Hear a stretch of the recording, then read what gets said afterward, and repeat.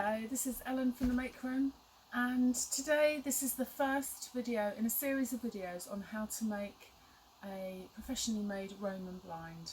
Today we're going to talk about how to measure, how to calculate the spacings, and also how to calculate how much fabric, lining, interlining, rods and bars, etc. that you will need. So to measure for your Roman blind, first of all you have to look to see whether you want the blind in the recess of the window frame or on the outside. If it's on the outside, the measuring's a little bit easier because obviously you'll have clearance either side. So just measure how much you would like the blind to be. You need to overhang it from the window frame by probably 5 centimetres either side, and how long you want the blind to be, bearing in mind that whatever heading that you're going to put your blind on, whether it's a cassette headrail or just a batten, you need to allow probably about 5 to sort of 10 centimetres above the window frame to house that. So say it's 10 centimetres above, then measure from 10 centimetres above to where you want the blind to finish, whether that's on the windowsill or below the sill or above a radiator, etc. If the blind is inside a recess, you have to be a bit more careful because a window recess can have different measurements as it goes down, especially if you've got an old house. So measure the distance inside the recess for the length in 3 places, either side and one in the middle, and the same for the width measurement. And then take the smaller of those measurements, and that will be, that's obviously the maximum your blind can be. In general, we allow a 1 centimetre clearance for the blind to move up and down in a recess. So for example, say your smallest measurement was 129 centimetres, we would probably make the blind 128. Although if the smallest measurement, the rest of the recess is a bit wider because it's an old house, then maybe we would allow only half a centimetre clearance at that point because we don't want too much of a gap either side. So that's quite important to get the actual measurements that you're going to make the blind. They won't necessarily be the measurements of the window recess. So here I've drawn a diagram of my blind, and this will be the actual measurements of the blind, not necessarily the measurements of the window, as we just talked about with the recess. So I want my blind to be 70 centimetres across and 110 in length. The first thing to do is to draw a line across, which is going to represent what the cassette headrail or the batten needs to house the blind, and that is 5 centimetres. So draw a line across and put 5 there, just so that you remember. So the space that we've got left, we're going to work out the spacings now for the pleats. The space that we've got left is 110 minus 5, which equals 105. Now the spacings are going to be something and a half. So every pleat is a whole pleat, but the final one is half the depth of the pleat so that it sits up and gets hidden behind. So we have to divide this between a number 0.5. So if we wanted 4 pleats, it would be 4.5. If we wanted 5 pleats, it would be 5.5. If we wanted 6 pleats, 6.5. Now, to know how many pleats that you would like, the kind of rule of thumb is that they need to be, on an average window, about 25 centimetres spaced out, the actual whole pleats. Now that can go down to much smaller if you're working on a very small blind, maybe 20 centimetres or even a little bit less. This is actually going to be a blind for a door, to cover up the glass in a door, so actually I could go lower than 25, but if you're working on a window, if you sort of aim for sort of about 25, that will give you a rough idea. So 25s into 105 is roughly 4, but I'm going to probably work with 5 because I know I want kind of smaller pleats. The smaller the pleat, the more it will pleat up at the top and take out less light from the window. Obviously a 25cm pleat will be 12.5 when it's folded up, and they stack down a little bit, so you'd probably lose about 15cm of your window at the top. So that's another thing to bear in mind, or sit the blind higher up so that you don't take up so much light. So I'm going to divide 105 by 5.5 to start with, to see what it comes out at. So I'm going to divide that by 5.5.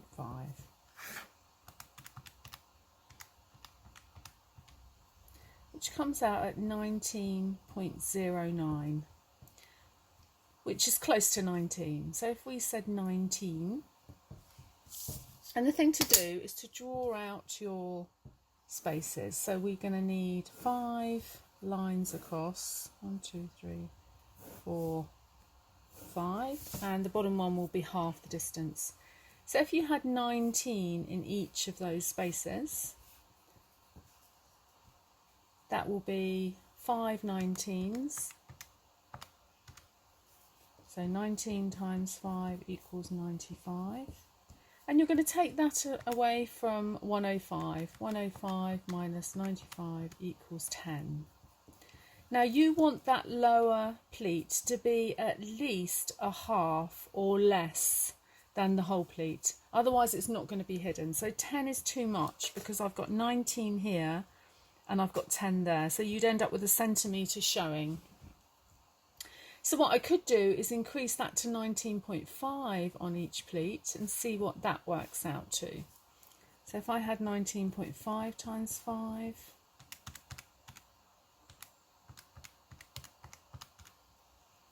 equals 97.5, and take that away from 105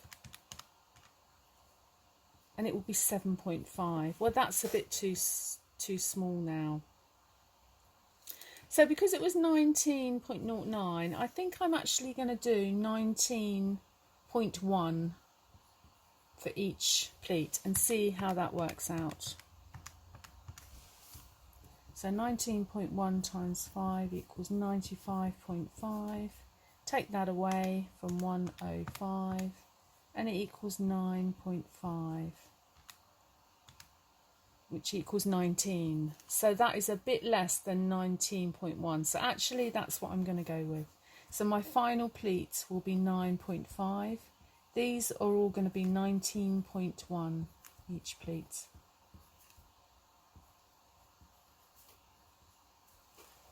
So I have 5 pleats of 19.1, a half a pleat of 19.5, plus the 5 housing at the top, and that should all add up to your final total length measurement. So sometimes it's worth just going back and checking that. So 19.1 times 5 equals 95.5. Add on the 5 at the top equals 100.5. Add on the 9.5 at the bottom equals 110.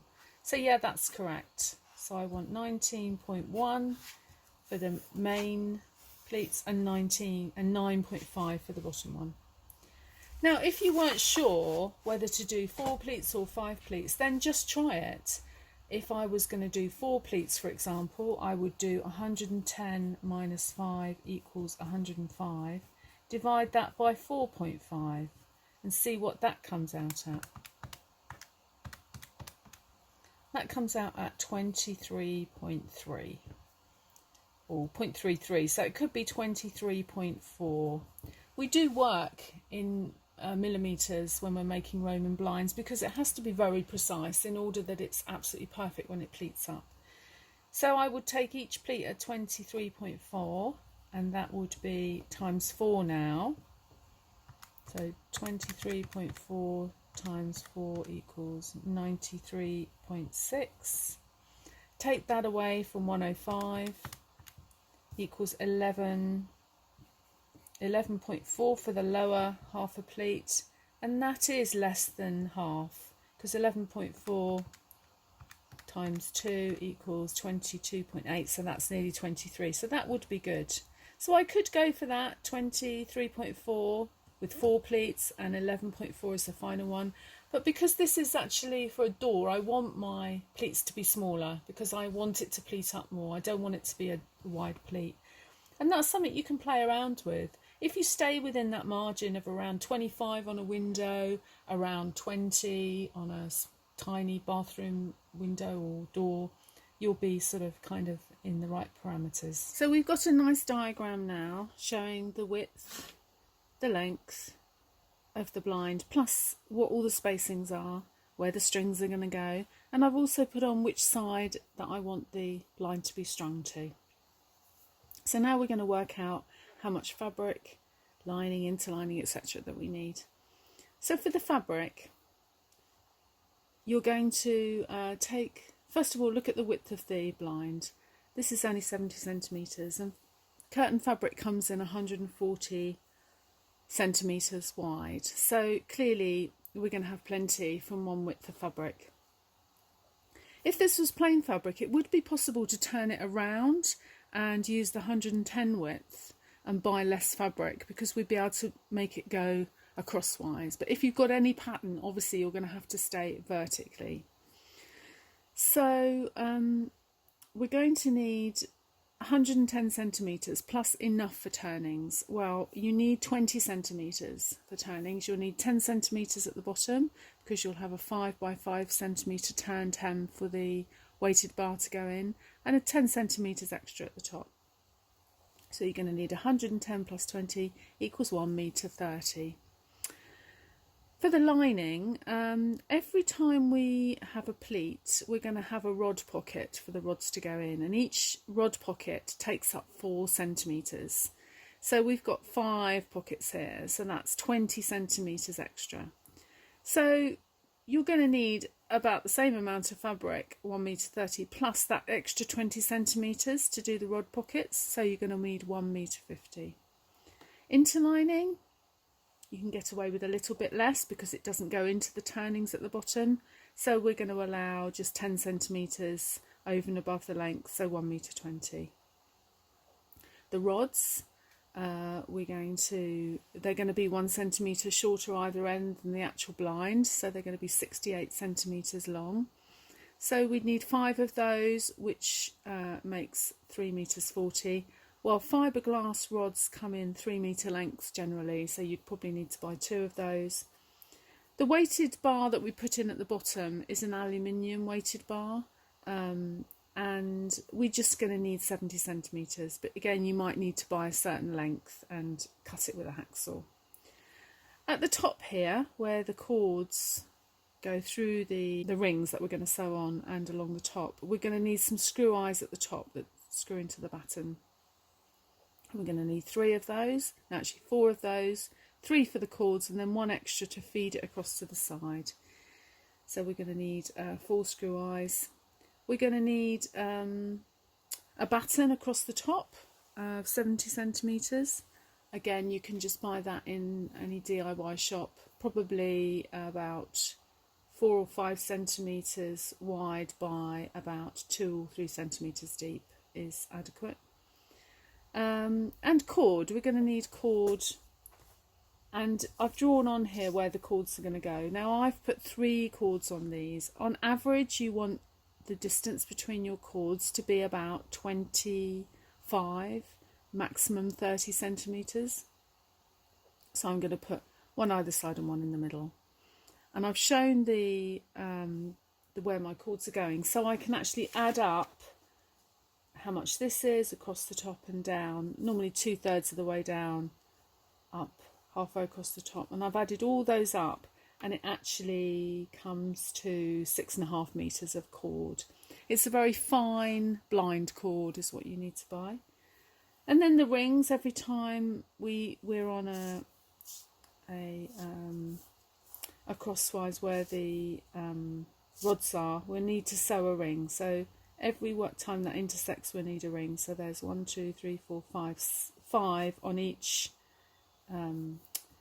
place where the strings are, so that will be 15 altogether. So there's 5 there, 5 there and 5 there.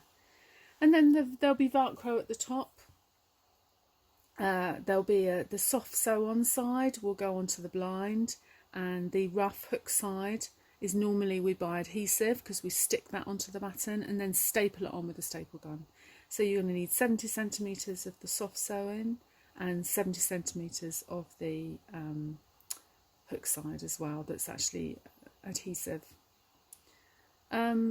Just one little point about the fabric when we're buying the fabric. Obviously, if this is a patterned fabric, then I would like my pattern to be central on my blind, or at least for it to start and stop at a certain place. So you need to look at the pattern repeat. If you had, say, a large pattern on your blind, you're going to want to make sure that you do get whole patterns in. So for example, say we had a 47 centimetre pattern repeat. You need to see how many times 47 will go into the amount of fabric that you need for each drop of your blind. So we need 1,30 m, so we're going to divide 130 by 47 first of all, which equals 2.76. So that means we need at least 3 whole pattern repeats. So we're going to do 3 times 47 equals 141. But because we don't know where the fabric is going to be cut where we buy it, we need to add on 1 more pattern repeat to be on the safe side. So we now need 1,88 m. Wow, that's nearly 2 meters. So I think in that case, for 47 pattern repeat, we'd order 2 meters of fabric. Now, some blinds might not be the less than a width of fabric. A width of fabric is 140, so the widest blind you can get out of that is 130 centimetres. So say you have a blind that's 170 centimetres wide. You're always going to put a central panel in the middle, and then you're going to put a strip on either side. So you'd have the 130 in the middle, and for the extra 40 you'd have a 20 centimetre strip that side, 20 centimetre strip that side. But in order to do that, you'd need 2 whole lengths of fabric. There'd be a bit of wastage on the second one.